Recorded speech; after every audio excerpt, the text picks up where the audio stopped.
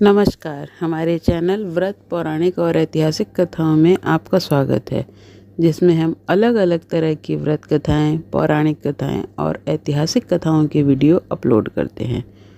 हमारी आज की व्रत कथा का वीडियो है देवउठनी एकादशी की व्रत कथा।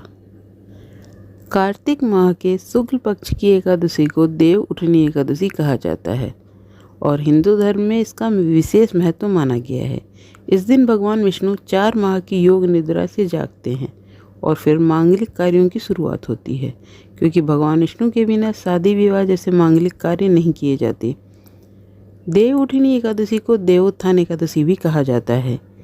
देवउठनी एकादशी के दिन लोग भगवान विष्णु को प्रसन्न करने के लिए व्रत और उपवास भी करते हैं। इस व्रत का विशेष महत्व होता है। कहते हैं कि इस दिन व्रत और पूजन करने से जातकों को सभी प्रकार के पापों से छुटकारा मिल जाता है। इस दिन व्रती को व्रत कथा अवश्य ही पढ़नी चाहिए। पौराणिक कथाओं के अनुसार एक राजा के राज्य में सभी लोग एकादशी का व्रत रखा करते थे। यहाँ तक कि राज्य के पशु भी इस दिन अन्न ग्रहण नहीं किया करते थे। तभी उस राज्य में एक दूसरे राज्य से एक व्यक्ति आया। उसने कहा, हे राजन, मुझे काम की आवश्यकता है और अगर आप मुझे नौकरी पर रख लें तो आपका बहुत आभार होगा। राजा ने कहा, ठीक है, मैं तुम्हें नौकरी ज़रूर दूंगा, लेकिन एक शर्त माननी होगी। शर्त यह है कि इस राज्य में सभी एकादशी का व्रत करते हैं। इस व्रत को रखना यहाँ अनिवार्य है, जिसका तुम्हें भी पालन करना होगा। इस दिन तुम अन्न ग्रहण नहीं कर सकते। व्यक्ति ने कहा कि मुझे आपकी हर शर्त मंजूर है। कुछ दिनों बाद एकादशी आई और राज्य के सभी लोगों के साथ उस व्यक्ति ने भी एकादशी का व्रत किया। लेकिन जैसे जैसे दिन गुजरता गया, उस व्यक्ति को तेज भूख लगी रही थी और वह राजा के पास पहुंचा।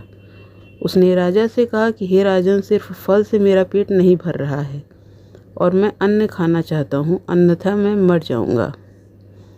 यह सुनकर राजा ने उसे अन्न दे दिया। वह नित्य की तरह नदी पर पहुँचा और स्नान कर भोजन पकाने लगा। जब भोजन बन गया तो वह भगवान को बुलाने लगा कि आओ भगवान, भोजन तैयार है। बुलाने पर पीताम्बर धारण किए भगवान चतुर्भुज रूप में आ पहुँचे और प्रेम से उसके साथ भोजन करने लगे। भोजन आदि करके भगवान अंतर्ध्यान हो गए और वह अपने काम पर चला गया। 15 दिन बाद अगली एकादशी को वह राजा से कहने लगा कि महाराज, मुझे दुगना सामान दीजिए, उस दिन तो मैं भूखा ही रह गया। राजा ने कारण पूछा तो उसने बताया कि हमारे साथ भगवान भी खाते हैं, इसलिए हम दोनों के लिए ये सामान पूरा नहीं होता। यह सुनकर राजा को बड़ा आश्चर्य हुआ। वह बोला, मैं नहीं मान सकता कि भगवान तुम्हारे साथ खाना खाते हैं। मैं तो इतना व्रत रखता हूँ, पूजा करता हूँ, पर भगवान ने मुझे कभी दर्शन नहीं दिए। राजा की बात सुनकर वह व्यक्ति बोला, महाराज, यदि विश्वास न हो तो साथ चलकर देख ले। राजा एक पेड़ के पीछे छिपकर बैठ गया। उस व्यक्ति ने भोजन बनाया और भगवान को शाम तक पुकारता रहा, परंतु भगवान न आए।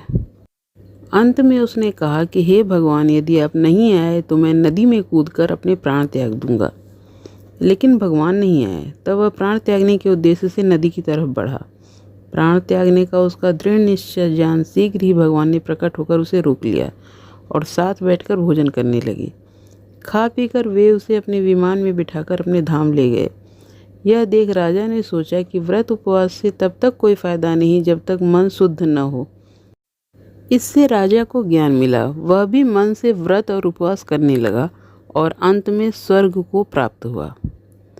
ओम नमो भगवते वासुदेवाय नमः। हमारे चैनल व्रत पौराणिक और ऐतिहासिक कथाओं को आप सब्सक्राइब करें और अगर आज का हमारा वीडियो आपको पसंद आया हो तो इसे लाइक करें और ज़्यादा से ज़्यादा शेयर करें। धन्यवाद।